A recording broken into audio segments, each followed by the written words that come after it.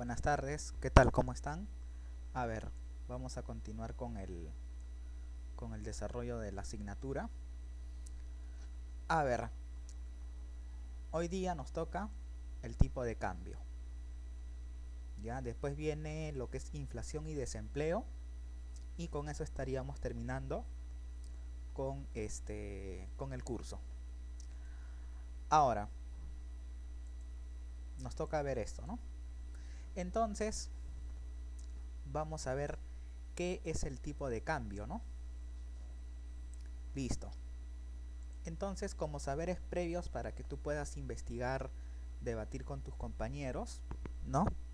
Te voy a preguntar qué es el tipo de cambio, qué es una divisa y cuáles son los regímenes de tipo de cambio. ¿Por qué? Porque esta información es muy importante, ¿no? Ya que primero se trata un tema muy relacionado con el tema de hoy. Y también es importante que conozcamos los regímenes cambiarios, porque a lo largo de la historia en nuestro país hemos operado bajo distintos regímenes cambiarios. Entonces tienes media horita como para poder ver esto, ¿no? Asimismo acá te estoy mostrando una diapositiva en la que te muestra el desarrollo del Producto Bruto Interno a lo largo de los últimos 40 años. Bueno, aproximadamente 31, ¿no? Pero lo puedes actualizar con información un poquito más reciente, ¿no? Vemos acá el comportamiento, ¿no? Y vemos aquí también los gobiernos, ¿no? Los gobiernos que estuvieron a cargo, ¿no? del país en esos años. Listo.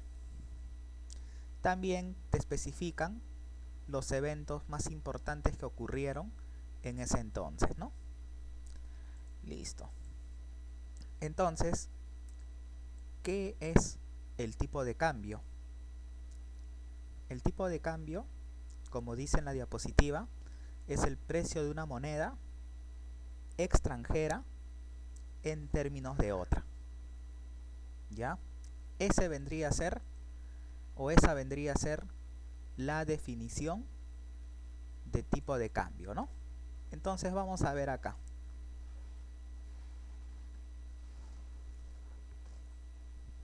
Listo. Entonces acá, ¿no? Nosotros vamos a poner, ¿no? ¿Qué es el tipo de cambio? ¿No? Entonces vamos a poner acá el tipo de cambio. Entonces nosotros sabemos que esto es el precio de una moneda, pero extranjera.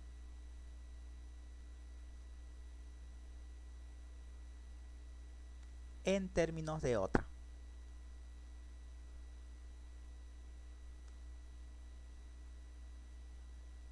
O sea, ¿eso qué quiere decir? Que el tipo de cambio ya va a ser el precio de una moneda extranjera. Entonces, cuando nosotros hablamos de una moneda extranjera, generalmente vamos a hablar del dólar, del euro. Y aquí arriba va a ir nuestra moneda nacional, ¿no? Entonces, en el caso de los dólares, ¿no? Nosotros podríamos buscar, ¿no? esa cotización. Entonces nosotros podemos poner acá, ¿no? SBS tipo de cambio al día de ayer, definitivamente, porque todavía no tenemos la información de hoy, en este caso 17 de abril, ¿no? que es la fecha en que estoy grabando la clase. Pero sí vamos a tener información hasta un día anterior. Por ejemplo, ¿no? Tenemos acá el dólar de Norteamérica. En este caso a nosotros nos interesa, ¿qué cosa? El tipo de cambio de esta moneda, ¿no? Entonces, nosotros tenemos acá 3 soles con 63. ¿Listo? Y también vamos a tener el caso del euro, que sería 4.28. Listo. Entonces, nosotros podemos ver que el tipo de cambio, ¿no?, vendría a ser el precio de la moneda extranjera, ¿correcto?, en términos de una moneda nacional. Correcto, eso es el tipo de cambio. Ahora, existen dos tipos de cambio, ¿no? ¿Ya? Y ahorita lo vamos a mencionar. Entonces, vamos a continuar con nuestra definición, ¿no? Dice, es el precio de una divisa. Y estas son las que poseen ¿quiénes? Las familias, las empresas y también el gobierno de un país. ¿Ya? Entonces, ahora viene otra cosa. ¿Qué es una divisa? Entonces vamos a poner acá.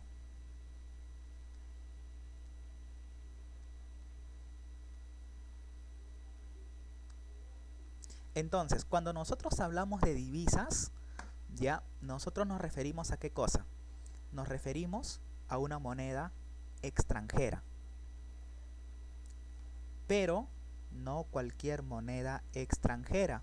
Tiene que ser una moneda que se pueda aceptar en cualquier parte del mundo. Entonces vamos a poner acá, moneda extranjera que tiene aceptación mundial. ¿Por qué? Porque si nosotros simplemente decimos moneda extranjera, la moneda extranjera puede ser un peso chileno, un peso argentino, un peso mexicano, podría ser un colón los colones son de Guatemala. Ah, no, perdón, el colón es de Costa Rica. Entonces, esas son las monedas extranjeras. Pero tú no puedes comprar con esa moneda en este país. Tampoco puedes intercambiar esas monedas. Claro, hay casas de cambio, ¿no?, que te pueden convertir una moneda a la moneda nacional, ¿no? Pero como tal no son consideradas divisas. ¿Por qué? Porque una divisa tiene la característica de que puede ser intercambiable en cualquier parte del mundo. Si tú te vas con soles al extranjero, esos soles no te sirven de nada, perdón. Lo mismo pasa con los venezolanos. Cuando vienen acá, ellos vienen con sus bolívares. Claro, aparte de que el bolívar está totalmente devaluado, depreciado, ¿no? No hay casas de cambio que intercambien esa moneda, ¿no? Entonces no puede ser considerada una divisa. ¿Por qué? Porque no es aceptado en todo el mundo. ¿Y cuáles son divisas? El dólar americano,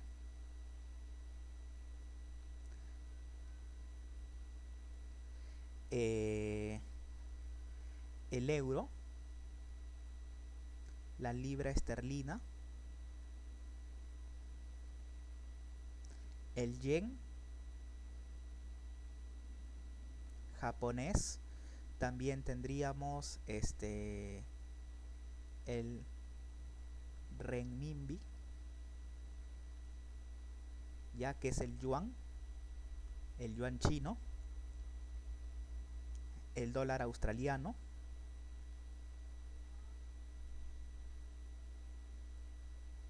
y por ahí algunos consideran el franco suizo también. Listo. Pero los más conocidos, los más comerciales, estos, ¿no? Estos tres. Y por ejemplo, si tú revisas la página que te estoy mostrando ahorita, puedes ver tipo de cambio: dólar de Norteamérica, dólar australiano, libra esterlina, el yen japonés el franco suizo y el euro, ¿no? Entonces, esas son monedas que se pueden cambiar en el país. Tú vas, por ejemplo, con 5 soles 20 y te dan una libra esterlina. O tú vas con 4 soles 40 y te entregan un franco suizo. Entonces eso es lo que nosotros vamos a ver, ¿no? en esta diapositiva. Listo. Ya está. Entonces, esa es la primera parte del tema de hoy. Y también te dice que el precio de la divisa está determinado por la interacción entre la oferta y la demanda. Ok. Entonces, ¿eso qué quiere decir? Eso significa que el tipo de cambio, ¿no?, es determinado en un mercado, ¿no? Entonces nosotros vamos a tener acá, por ejemplo, un mercado, ¿no? Entonces te dice que eso es una simple interacción entre la oferta y la demanda. Entonces vamos a poner acá cantidad, ¿no? Cantidad de dólares. Y aquí vamos a tener el tipo de cambio. ¿Correcto? Y te dice que el tipo de cambio está definido por la interacción de la oferta y la demanda, ¿no? Tenemos acá la demanda y aquí tenemos la oferta, ¿no? Demanda de divisas o demanda de dólares, y vamos a tener aquí nuestra oferta de dólares. Listo. Y en este punto de acá, ya este puntito de acá es el equilibrio. Entonces aquí se va a determinar la cotización del tipo de cambio. Perdón. Entonces, ¿eso qué significa? Eso significa que para que tú puedas tener un dólar, ¿no?, se tienen que entregar 3.63 soles. Y para un euro, 4.28 soles. Listo. Acá no vamos a hablar de las fluctuaciones por el hecho de la segunda vuelta, no. Simplemente estamos centrándonos en el tema de hoy, ¿no? Que vendría a ser el, ¿cómo se llama?, el equilibrio en el mercado de divisas. Perfecto. Entonces, esa sería nuestra primera parte. Ahora, ¿qué más? Nos indican que existen dos tipos de tipo de cambio. Ya existe el tipo de cambio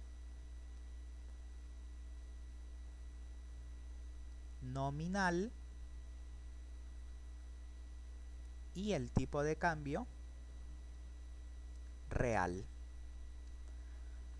El tipo de cambio nominal es simplemente el precio de la moneda en términos de otra.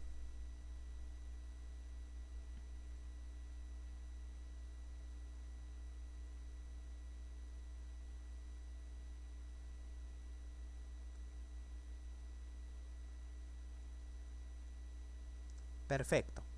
Ese es nuestro tipo de cambio nominal. O sea, el tipo de cambio nominal, que es este de acá, es esto de acá. ¿Correcto? Ese es el tipo de cambio nominal.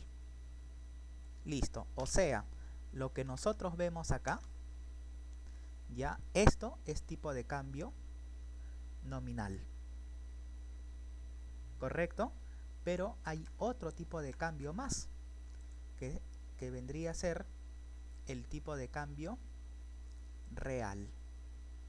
Por ejemplo, ¿no?, acá dice, el tipo de cambio nominal es el precio en soles de una moneda extranjera. O sea, ¿cuántos soles vale un dólar, un euro, una libra esterlina? Son los que se establecen en el mercado. Por ejemplo, tanto de euros por dólar. El dólar vendría a ser la moneda extranjera y el euro sería la moneda nacional. Pero si nosotros quisiéramos, por ejemplo, aplicar, valga la redundancia, ese ejemplo en el Perú, diríamos tanto de soles por dólar. Entonces, el tipo de cambio nominal, como ves ahí, es una variable que vincula el precio de dos monedas. ¿Por qué? Porque nosotros también podríamos decir, ¿cuántos dólares por soles? ¿Cuántos dólares equivalen a un sol?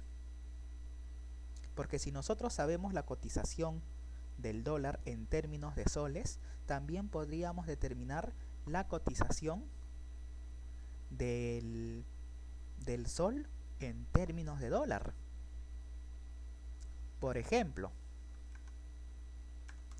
si nosotros tenemos esto de acá y nosotros quisiéramos que esto se cotice en soles, entonces nosotros podríamos decir esto: 1 entre 3.63 soles por dólar. Entonces mira, mejor vamos a ponerlo así.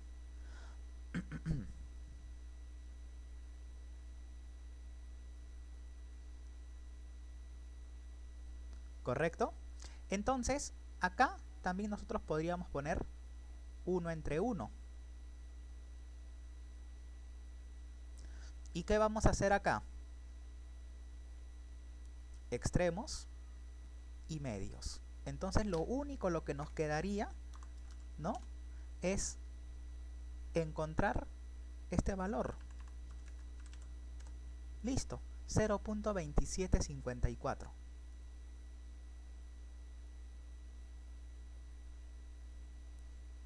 Listo. Y este dólar se va para arriba y los soles se van para abajo. Listo. Ya está. Ese vendría a ser otro tipo de cotización.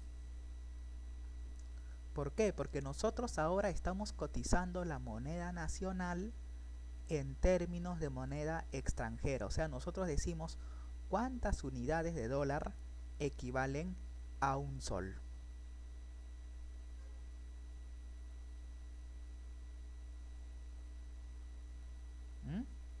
O dicho de otra forma, si yo doy un sol, me van a dar 0.2754 dólares.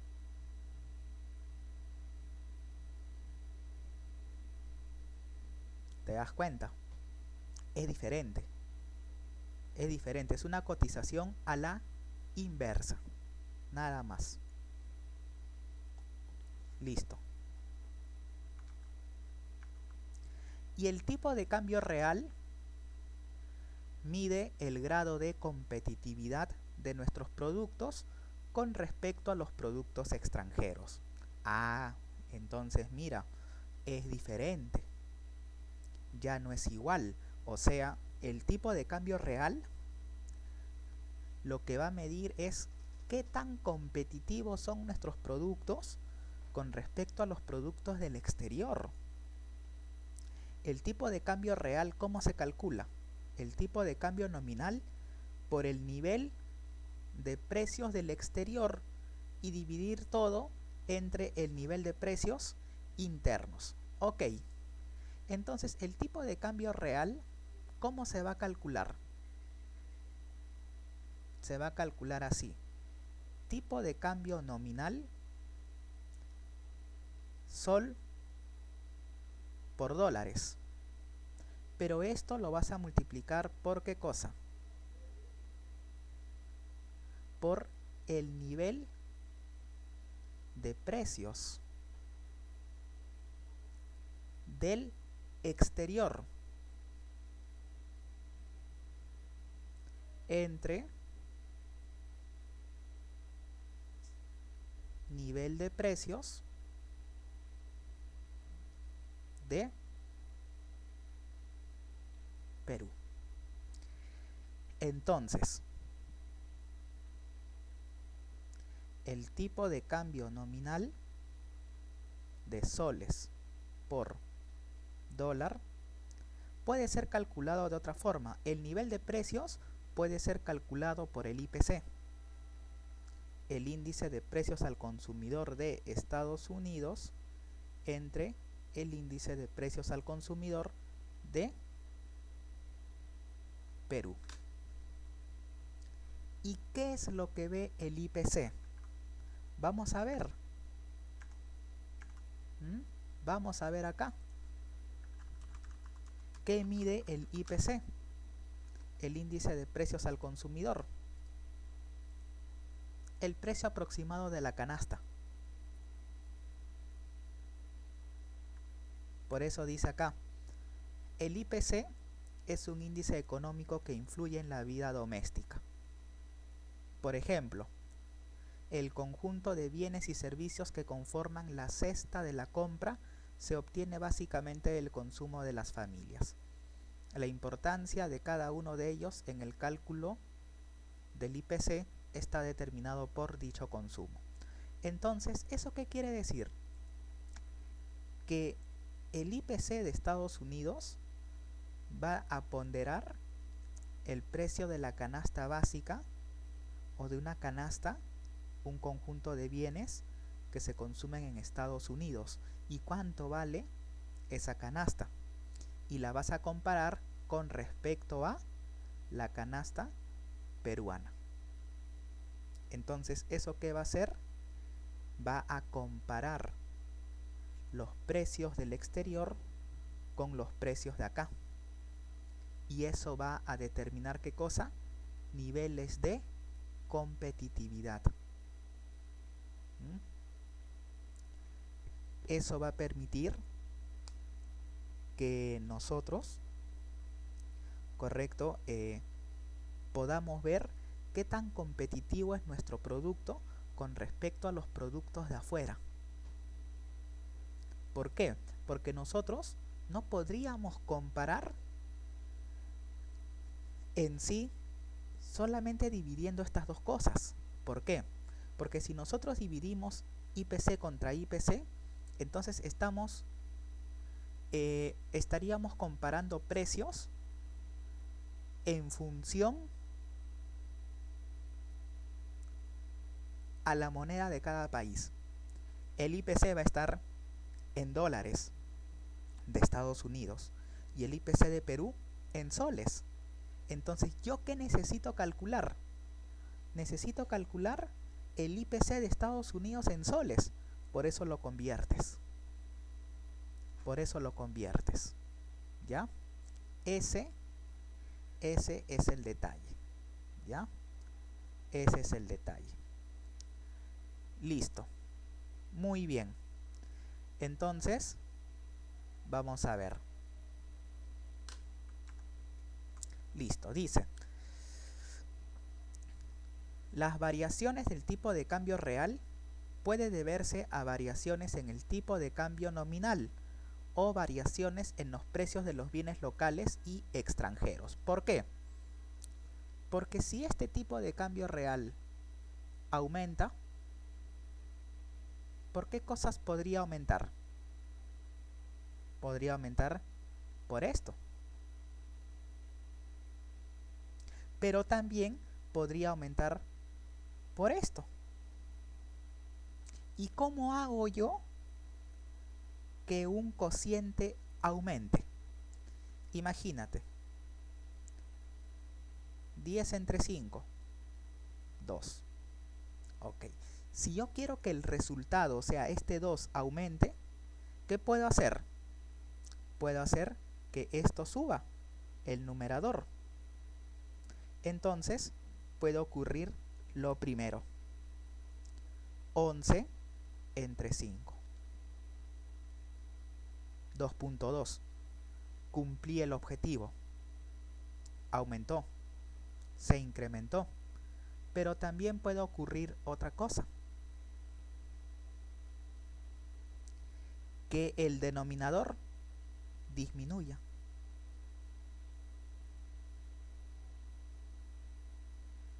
También se cumple el objetivo. Entonces vamos a ponerlo con distintos colores. Imagínate que esto sube. ¿Eso qué quiere decir? Que el índice de precios de los Estados Unidos ha aumentado de precio. O sea, los bienes de Estados Unidos son más costosos. Pero también puede ocurrir que esto baja. Entonces, ¿qué pasa si el precio de los productos peruanos en comparación a los de Estados Unidos son más baratos, los bienes peruanos, con respecto a los del exterior? ¿Qué va a ocurrir? La gente va a comprar más nuestros productos. Es por eso que cuando el tipo de cambio aumenta, ¿qué es lo primero que se incrementan? Nuestras exportaciones. ¿Por qué? Porque los productos de Perú son más baratos que los productos del exterior. Ahí está. Y también esto desincentiva las importaciones. ¿Por qué? Porque si el tipo de cambio aumenta, entonces ¿qué va a pasar? Este valor va a subir. Entonces, ¿qué significa que esto aumente? Ahora vale 3 soles 65. ¿Qué quiere decir? Que yo voy a tener que entregar más soles por $1. Y tú dirás, no, pero ya, ¿y eso en qué influye? ¿O en qué me perjudica? Cuando tú importas, ¿con qué pagamos? Pagamos en dólares.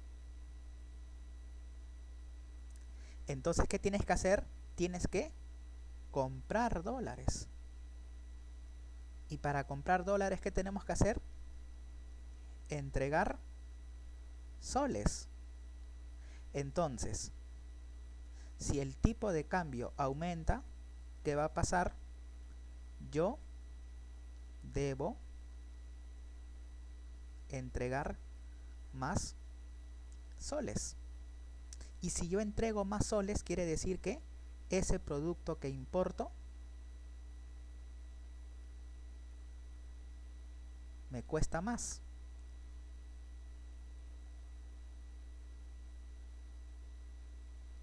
Listo. Ahí está, pues. Por eso las importaciones bajan. Y el tipo de cambio real lo que va a ver es la competitividad. O sea, para medir el grado de competitividad va a, valga la redundancia, a comparar, ¿qué cosa? Los precios de la canasta básica en Estados Unidos con respecto a la canasta básica del Perú. Listo, muy bien.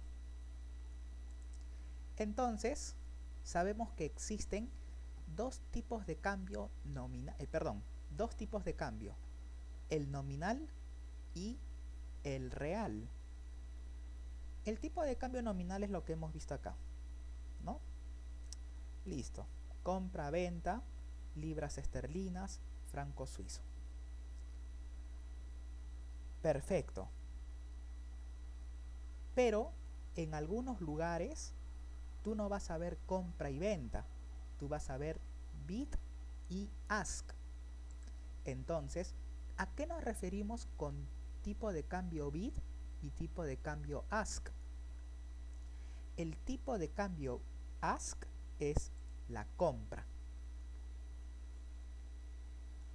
Ask, compra. ¿Compra de qué? De divisas. Y bid, venta. Entonces, ¿qué es lo que pasa acá? Siempre hay un diferencial. Entonces tú, cuando tú quieres comprar dólares, tú vas al banco y dices, señor, ¿cuánto cuesta la venta? ¿Por qué? Porque la compra y venta no es de nosotros, es de la institución financiera. O sea, cuando ellos nos venden, el precio bid siempre es mayor al precio ask. ¿Por qué? Porque bid significa que el banco te va a vender dólares o la casa de cambio. Y el ask significa que ellos te van a comprar la divisa. Y obviamente, si tú compras vas a pagar menos. Y si tú vendes vas a pedir más dinero. Entonces eso lo vamos a ver acá. Bid, ask. Perdón, ask, bid. Dólar norteamericano, 3.63, 3.62. Ahí está.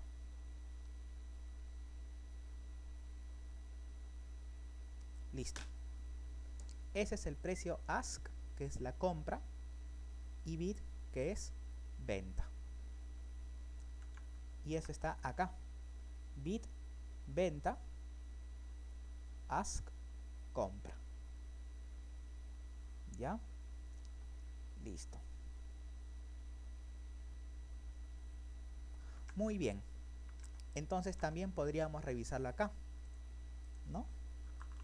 Precio bid y ask, ¿no?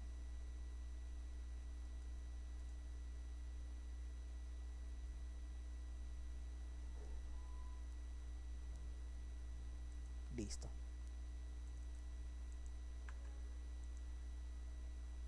Y acá dice, ¿no? A ver, un momentito. Perfecto, entonces esa es la denominación bid ask, ¿ya? Bid ask. Bid es venta, ask es compra. Y a esto se le conoce el spread cambiario.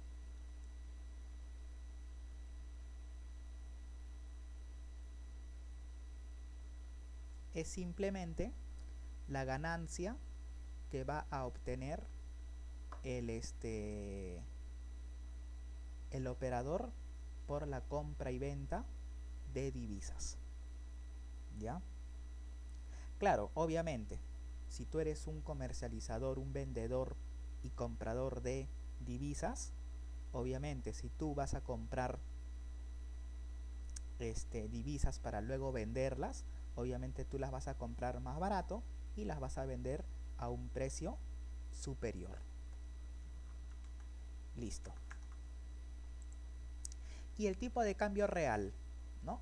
Se define como la relación a la que una persona puede intercambiar los bienes y servicios de un país por los del otro. La letra E es el tipo de cambio nominal. PE es el precio extranjero y PN es el precio nacional. Entonces, el tipo de cambio tiene que estar expresado de la siguiente manera. Tipo de cambio nominal de la moneda nacional con respecto a la extranjera. Nada más. ¿Ya? Listo. Y aquí, por ejemplo, vemos la fluctuación del tipo de cambio, ¿no? Más o menos desde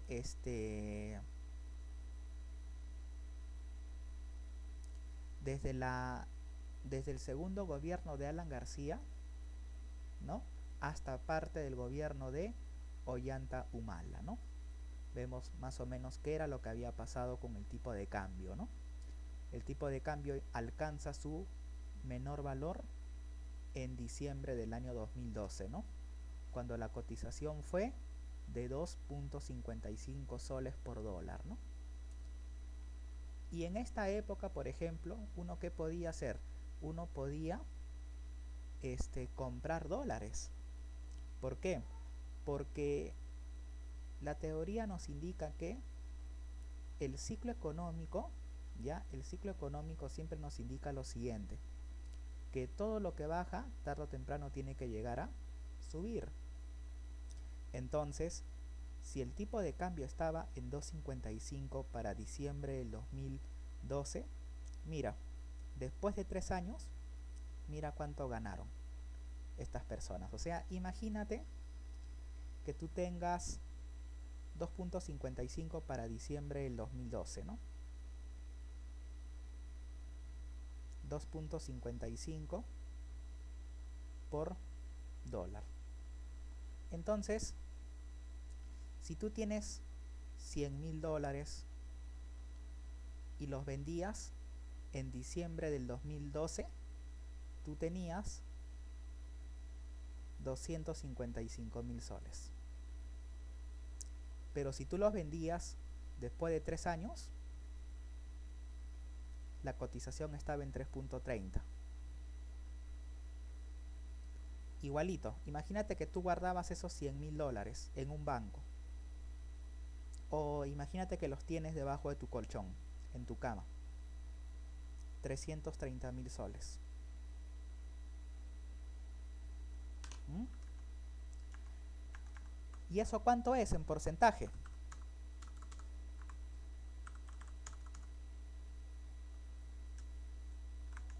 A ver. 330.000 soles entre 255.000 soles. Menos 1 por 100. 29% de rentabilidad en 3 años. Solamente por cambios o por fluctuaciones en el tipo de cambio. ¿Mm? Claro, también tendríamos que ver la inflación en ese momento, ¿no? Pero sabemos que en temas macroeconómicos el Perú ha estado relativamente estable, ¿no? Hace años que nosotros no llegamos a 10% de inflación. Años de años. Entonces imagínate, ¿no? Y asumiendo nomás que tú no depositas los 100.000 dólares en el banco, pero si tú los compras y los depositas, mira cuánto de rentabilidad, ¿no?, has generado. Por eso que hay personas que cuando ven que el tipo de cambio tiende a la baja, ¿no?, suelen adquirir dólares. ¿Por qué? Porque el dólar está más económico. ¿Mm? Por ejemplo, ahorita no sería recomendable comprar, ¿no? ¿Por qué? Porque no se sabe exactamente qué es lo que va a pasar, ¿no? Claro, ahorita puede haber un poquito de, quizás, de preocupación, ¿no?, por los dos candidatos que están llegando a segunda vuelta. Y por ejemplo, el tipo de cambio ha aumentado un poco, ¿no? Pero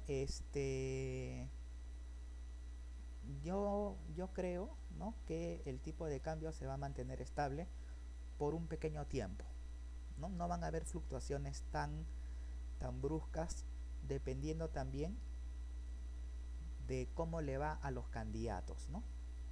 Cómo le va a los candidatos con respecto a sus propuestas, ¿no?, a los debates que pueda haber y a los consensos que van a buscar cada uno de ellos, ¿no? Tendríamos que ver qué es lo que va a pasar, ¿no? Listo. ¿Y cuáles son los regímenes cambiarios? Hay 3: tipo de cambio fijo, flexible y de flotación sucia. Como su nombre lo indica, el tipo de cambio fijo, ¿ya?, es un régimen donde la autoridad monetaria mantiene un mismo nivel, mantiene el mismo tipo de cambio. Listo. O sea, lo va a fijar. ¿Ya? Fija el tipo de cambio. En el flexible, la autoridad monetaria deja que el mercado se encargue de determinar la tasa de cambio. O sea, el Banco Central no interviene para nada. El tipo de cambio puede subir, aumentar, y la autoridad monetaria no hace absolutamente nada. Y la flotación sucia o tipo de cambio administrativo, el Banco Central deja que el tipo de cambio,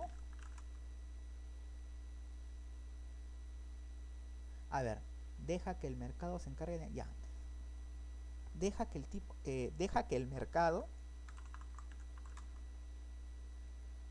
determine la tasa de cambio, pero en ocasiones interviene, en ocasiones.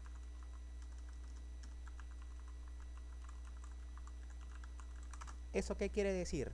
Que aquí va a haber una banda, un valor máximo y un valor mínimo del tipo de cambio. ¿Por qué? Porque recuerda que uno de los objetivos principales de la autoridad monetaria del Banco Central de Reserva del Perú es garantizar la estabilidad monetaria. Entonces, no es bueno que el tipo de cambio aumente demasiado. ¿Por qué? Porque nuestra moneda se vuelve inestable, pierde valor. ¿Y qué pasa cuando una moneda pierde valor? Mira lo que pasa en Venezuela. La gente cobra en bolívares, pero la gente vende en los mercados en dólares. La economía se dolariza.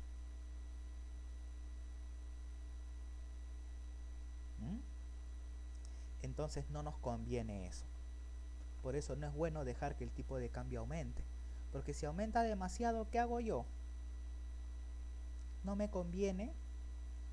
O sea, la moneda nacional pierde credibilidad, pierde confianza en la gente, o pierde la confianza de la gente. Entonces, ¿qué van a hacer? Van a agarrar y van a preferir cobrar en dólares. ¿Por qué? Porque esa moneda es más estable.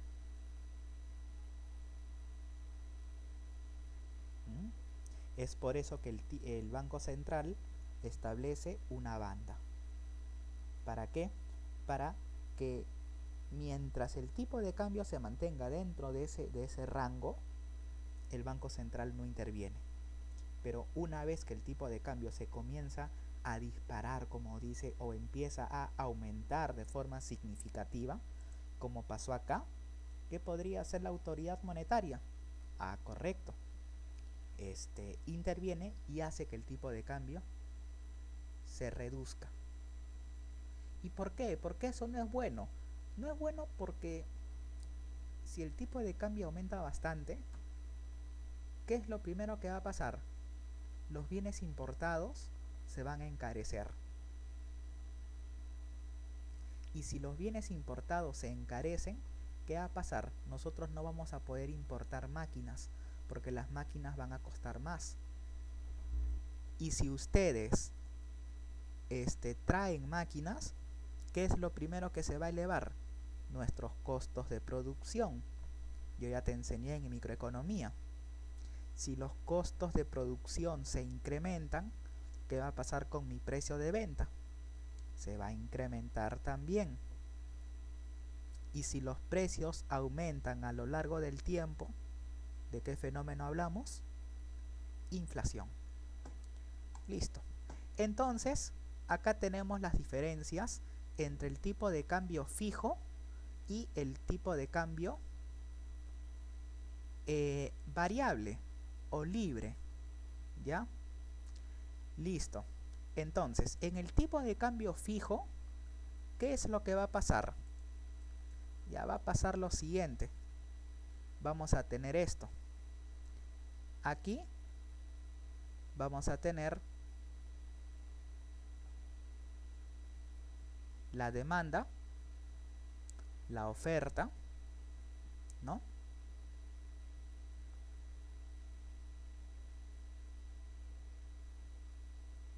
Listo. ¿Y qué es lo que va a pasar? Aquí está el tipo de cambio del mercado, pero oh sorpresa, el Estado fija una tasa de cambio,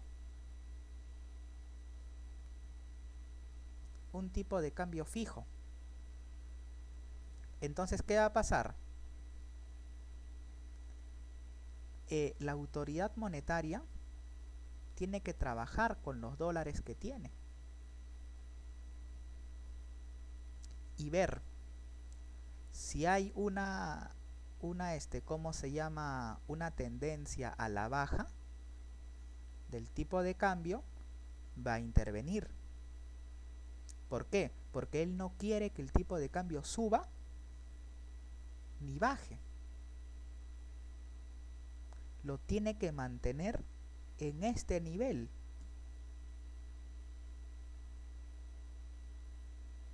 ¿Mm? Entonces, ¿qué es lo que va a pasar? Cuando se forman cuando nosotros fijamos precios, cuando ponemos topes, ¿qué suele pasar? Suelen formarse, ¿qué cosa? Mercados negros. Entonces, ¿qué es lo primero que se va a formar acá? Un mercado paralelo. Revisa, por ejemplo, en Argentina. Revisa en Venezuela. Hay personas en la calle que están cambiando. Ese es un mercado negro.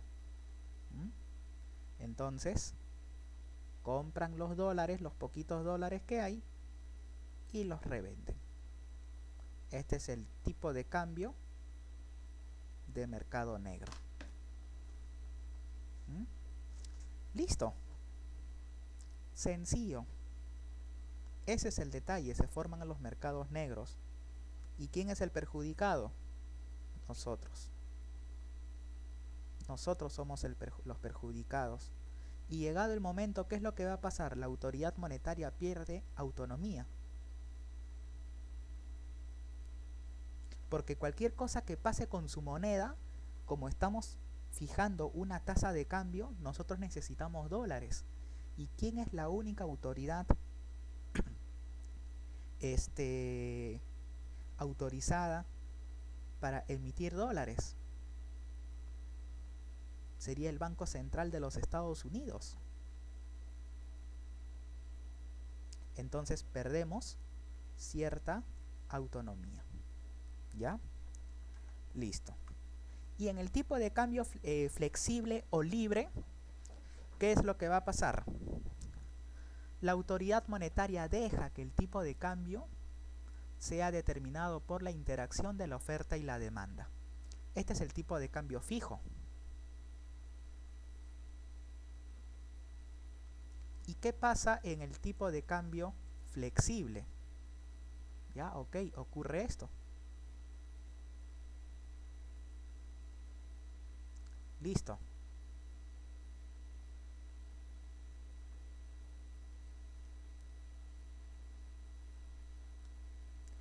Que el tipo de cambio va a ser determinado por la interacción entre la oferta y la demanda.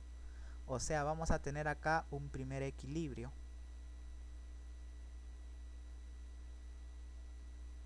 Listo. Pero ¿qué va a pasar?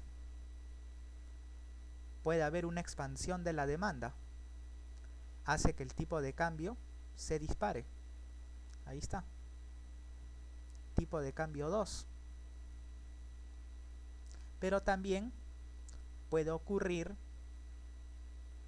que puede haber una expansión de la oferta de dólares.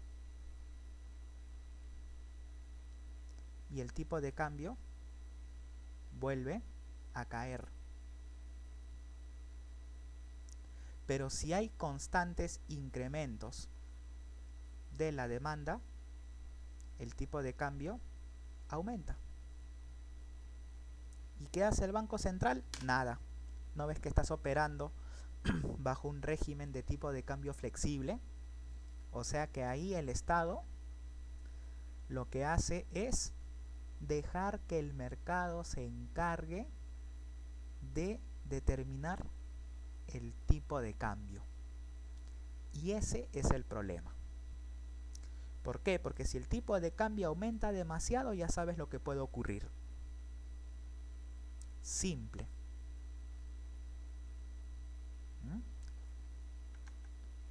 Ya está.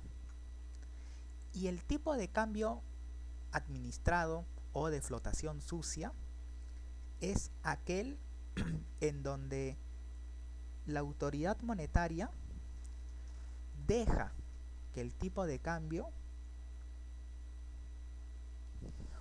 lo determine, la interacción de la oferta y la demanda. Pero el Estado o el Banco Central puede intervenir comprando y vendiendo dólares. ¿Para qué? Para estabilizar el precio de la divisa y conseguir los objetivos macroeconómicos. Buscamos ¿qué cosa? Estabilizar el precio de la divisa y también evitar que haya una gran depreciación de la moneda o una gran apreciación de la moneda. Nosotros no queremos que el tipo de cambio tenga este comportamiento, sino vamos a poner unas bandas. Y si el tipo de cambio está dentro de la banda, dentro del techo y del piso, el Banco Central no hace nada. Pero si se sale, interviene, ya sea por arriba o por abajo. Ese vendría a ser el régimen cambiario de flotación sucia. Y en nuestro país, ¿bajo qué régimen estamos operando? Flotación sucia. ¿Ya? Flotación sucia.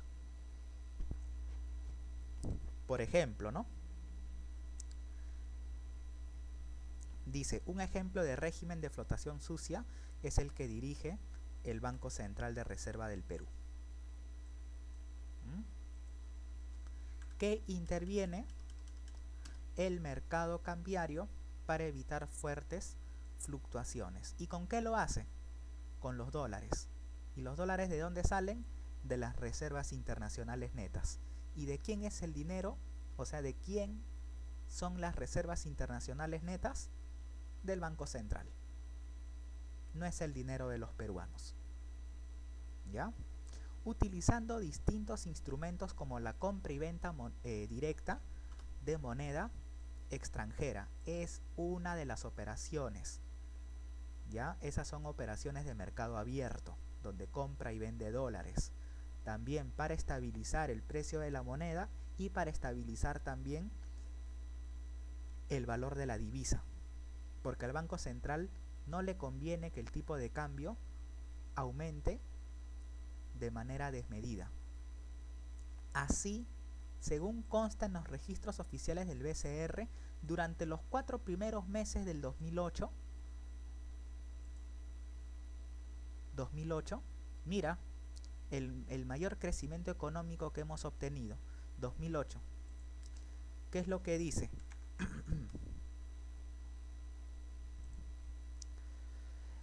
Por ejemplo, se observó una importante entrada de capitales que buscaban invertir a corto plazo, los famosos capitales golondrinos, ¿no? Dichas operaciones representaron un ingreso de dólares al país, que aumentó la oferta de esa divisa, presionando su precio a la baja. O sea, el tipo de cambio comenzó a disminuir. ¿En qué año? En el 2008. Aquí está.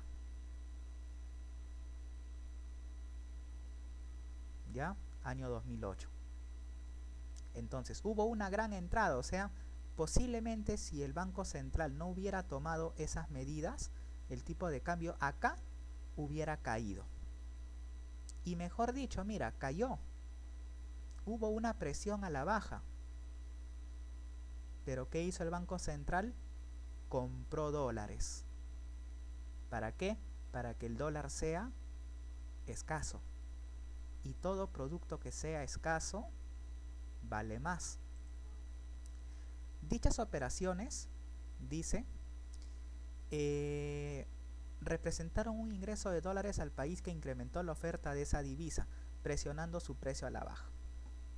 Ante esta situación, la autoridad intervino comprando dólares. En ese caso puede emitir soles. ¿Ya? Sí lo podría hacer. ¿Ya? Sí lo podría hacer. Para incrementar sus reservas internacionales netas. Lo podría hacer. Entonces, ¿qué hace? Como entran bastantes dólares, entonces el dólar pierde su valor. Y eso tampoco es bueno. Entonces, ¿qué hizo el Banco Central? Agarró dinero de la bóveda del Banco Central y compró dólares. ¿Para qué? Para que esos dólares salgan de circulación. Y cuando esos dólares salen de circulación, quiere decir que en la economía habrán menos dólares. Y si hay menos dólares, ¿qué es lo que va a pasar? El tipo de cambio aumenta. Ahí está. Aumenta. ¿Mm? Porque si no, se hubiera ido a la baja. Hubiera continuado el descenso. ¿Mm? ¿Te das cuenta lo importante que es que haya una autoridad monetaria en nuestro país? Es importante. Porque si no, ¿quién nos va a ayudar? No vamos a llamar al Chapulín Colorado, ¿no? No nos va a ayudar en eso. La triangulación del tipo de cambio. ¿Qué significa eso? Triangulación significa que nosotros podemos encontrar la cotización de cualquier moneda utilizando como moneda común una moneda conocida. Por ejemplo, ¿ya? Por ejemplo, vamos a poner acá. Triangulación del tipo de cambio.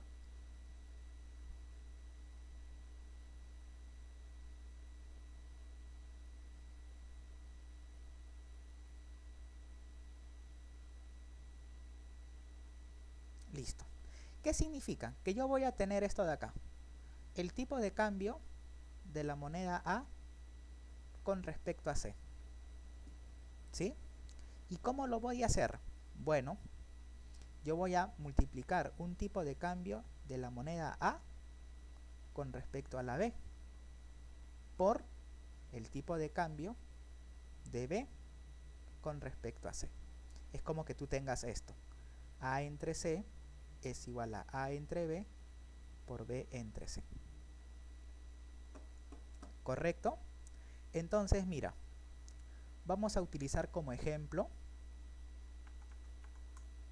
lo que yo te he puesto acá. Vamos a considerar la compra. 3.64.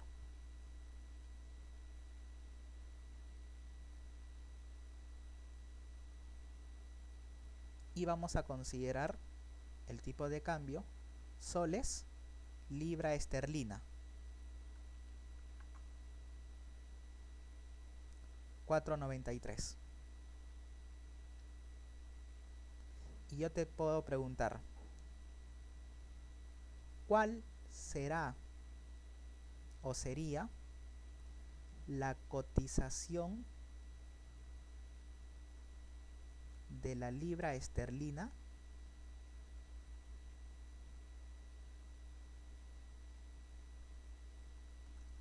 términos de dólares.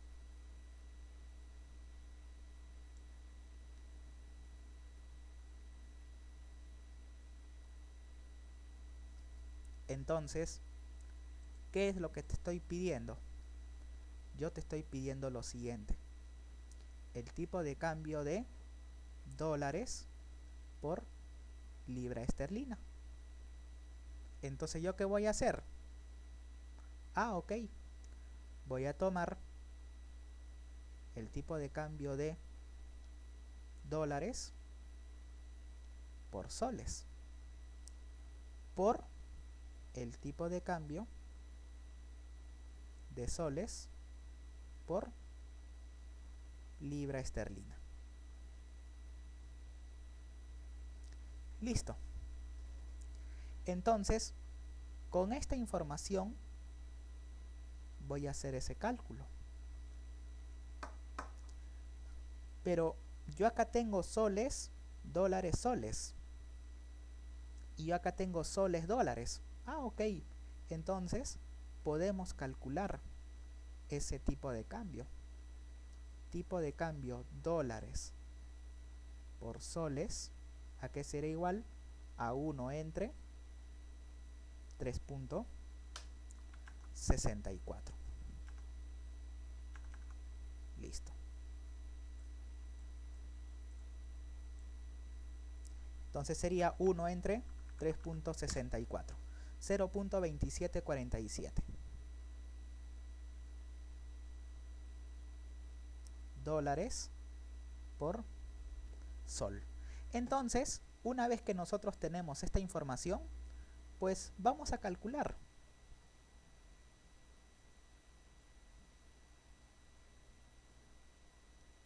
Tipo de cambio soles, dólares con respecto a soles. Aquí está.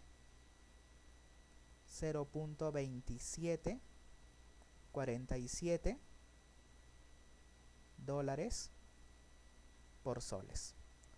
Por el otro tipo de cambio, que es soles por libra. Aquí está.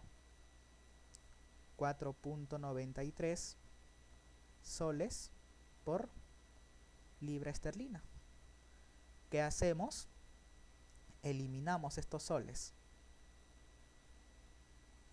¿Y qué me quedaría? Un simple producto.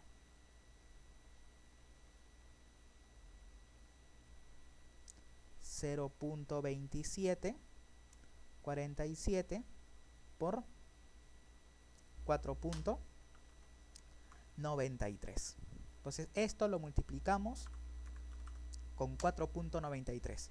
1.3544. O sea, ¿qué significa? Que una libra equivale a 1.35 dólares.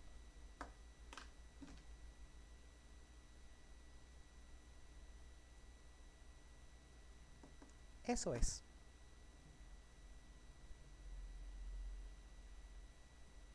¿Te das cuenta? Este vendría a ser el tipo de cambio del dólar con respecto a la libra esterlina, o de la libra esterlina con respecto al dólar, ¿no? Una libra esterlina equivale a un dólar con 35 centavos de dólar.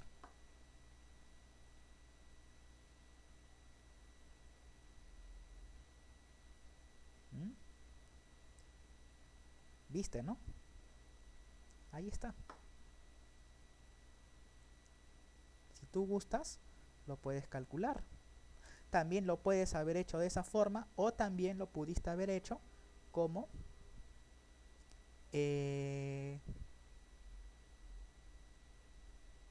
tipo de cambio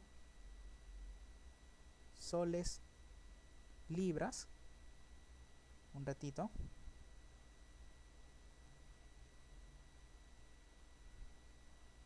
Soles libras entre tipo de cambio soles dólares. Por extremos y medios. Esto sube y esto se queda abajo. Y esto te hubiera quedado 4.93 entre 3.64. Igual.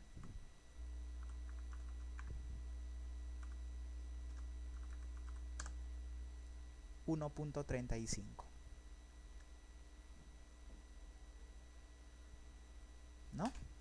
Entonces, esa es la forma de triangular tipos de cambio. O sea, la triangulación, ¿qué es lo que nos permite? Calcular cualquier cotización. Lo único que tú necesitas es tener una moneda en común. ¿Y cuál sería la moneda común? La divisa.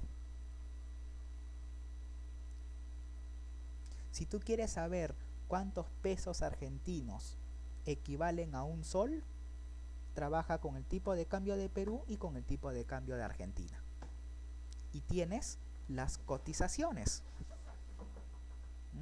Tienes las cotizaciones. ¿Y quiénes son los que hacen eso? Por ejemplo, los que quieren mandar remesas a Venezuela, por ejemplo, ¿no?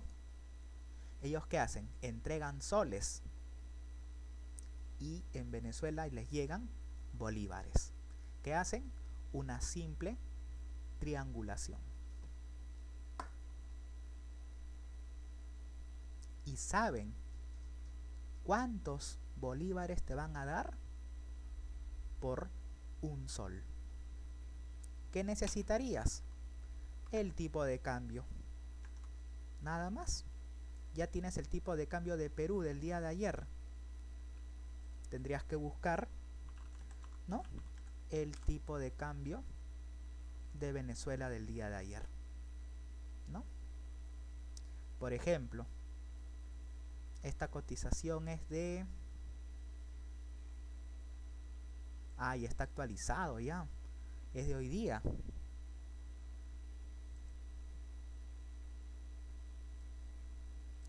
Ok, bueno, considerémoslo. Por ejemplo, ¿no? 2.509.032.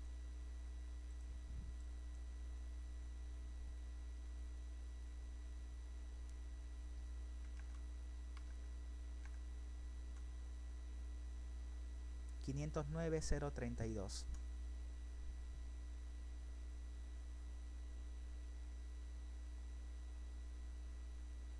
Listo. 82 creo que era. Punto 82. Listo.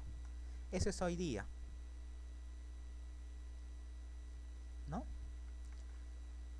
Y tendríamos que ver el tipo de cambio de hoy. Todavía no sale. Ya, ok.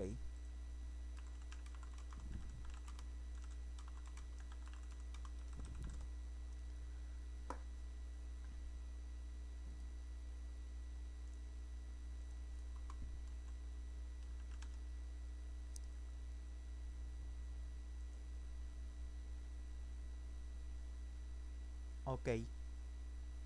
3.63 soles por dólar. Entonces, si tú quieres calcular el tipo de cambio de bolívares soberanos con respecto a soles, ¿qué podrías hacer? Tomar la moneda común. Con respecto al dólar, ahí está, entre tipo de cambio soles por dólar. Entonces esto sería 2.509.032.82 entre 3.63.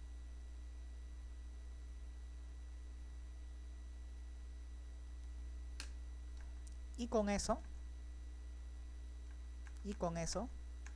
calculamos nuestro resultado.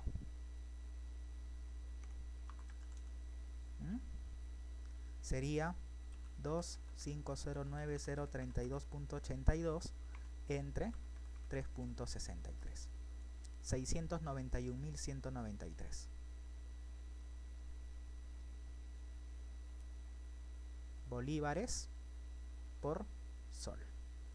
O sea que si yo entrego un sol, más o menos dan 691.000. Para eso sirve la triangulación del tipo de cambio. Nos permite cotizar. ¿Mm? Y si tú ves acá, igualito. Ellos tienen una tasa de cambio con respecto a pesos colombianos. Estos son 0.0400 pesos colombianos, perdón, 0.04 dólares por peso colombiano. Entonces ahí también podrían calcular, o sea, simplemente multiplican esto por esto, ¿no? Y más o menos calcularían el precio de una moneda en términos de otra. Pero para eso tenemos que utilizar una tercera moneda en común. Y en este caso, perdón, ¿cuál es la moneda común? El dólar. ¿Te das cuenta? Esa es la importancia. ¿Ya? Esa es la importancia. Y tú también puedes ver la cotización de ayer. Más o menos debe estar así, 1.35, 34. Más o menos, ¿ya? Listo. Y el riesgo cambiario. ¿Quiénes asumen o en qué momento la empresa asume este riesgo? ¿En qué momento lo va a asumir? Desde el momento en que realiza operaciones en moneda extranjera. Por ejemplo, cuando exportamos. Cuando nosotros exportamos nuestros productos, ¿qué va a pasar? Ese país nos va a hacer el depósito en dólares. ¿Y después qué vamos a hacer? Cuando tengamos esos dólares, los vamos a transformar a soles. Y ahí está el riesgo cambiario. ¿Por qué? No entiendo. Porque cuando yo exporto, yo voy a recibir el dinero más adelante. Pero yo no sé qué es lo que va a pasar con mi moneda respecto al dólar en el futuro. Yo no sé. De repente recibo $1000 dentro de 3 meses. Pero ¿qué pasa si el tipo de cambio disminuye bastante dentro de 3 meses? Yo voy a recibir menos soles. Entonces, ¿qué es lo que se suele hacer? Se suele trabajar con derivados financieros. ¿Y ahí con qué trabajaríamos? Con, por ejemplo, forward, con opciones, con permutas, etc. Algunos bancos suelen trabajar forwards, pero es chiquito. Ese mercado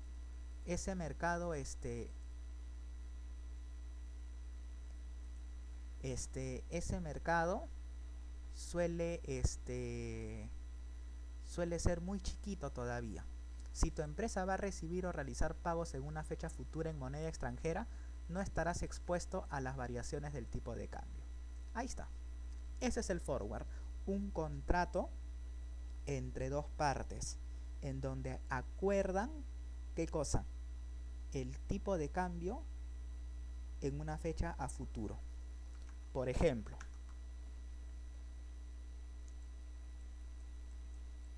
imagínate que vas a recibir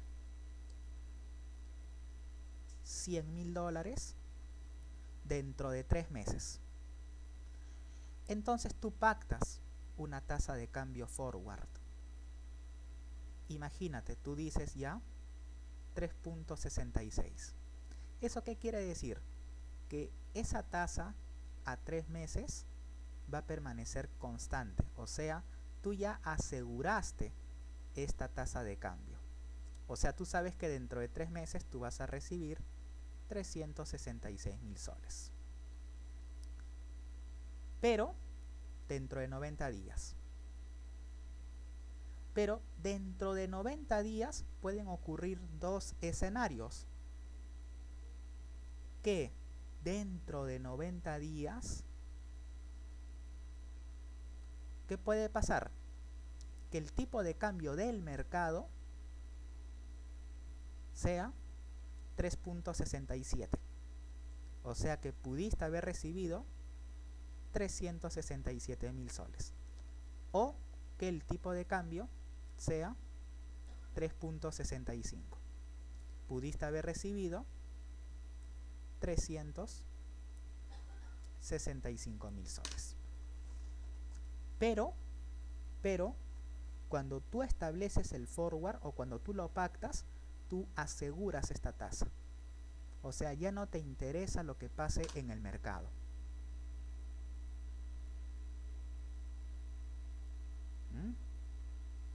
Ya no te interesa. Tú vas a recibir ese dinero sí o sí. Pero también existen otros tipos de derivados que vendrían a ser los, ¿cómo se llama? Las opciones, que pagas una prima y todo lo demás, ¿no? En donde tú puedes ver qué es lo que puedes hacer. O te quedas con esta tasa, o te vas a esta tasa de acá, o te vas a la tasa de acá. Depende. Tienes opciones. Eso es opción put y opción call. ¿No? Entonces son distintos derivados financieros. Pero ¿cuál es el objetivo primordial? Protegernos de las fluctuaciones cambiarias. ¿Ya? Ese es el objetivo. Listo. Muy bien. Entonces te voy a dejar como tarea hacer un mapa conceptual sobre los regímenes monetarios en el Perú. Aquí tienes la lectura. Yo la voy a subir. Y te van a hablar sobre los regímenes monetarios en nuestro país, desde el año 31 hasta la época actual. En la actualidad estamos trabajando con el régimen de tipo de cambio de flotación sucia, donde el Banco Central interviene ocasionalmente. Pero vamos a ver qué es lo que ha pasado cuando operábamos bajo el régimen, por ejemplo, el tipo de cambio fijo, después qué pasó cuando pasamos al flexible, etcétera. Y esto es una historia, ¿para qué? Para que tú sepas, ¿ya? Para que tú sepas qué es lo que ha pasado. ¿Qué es lo que ha pasado en nuestro país? Y cuál ha sido el impacto de estos regímenes monetarios en los resultados económicos de nuestro país. Entonces, eso sería todo. Ya, igual cualquier duda que tengan, me escriben al grupo y nos estaremos escuchando y viendo la próxima semana. Hasta luego.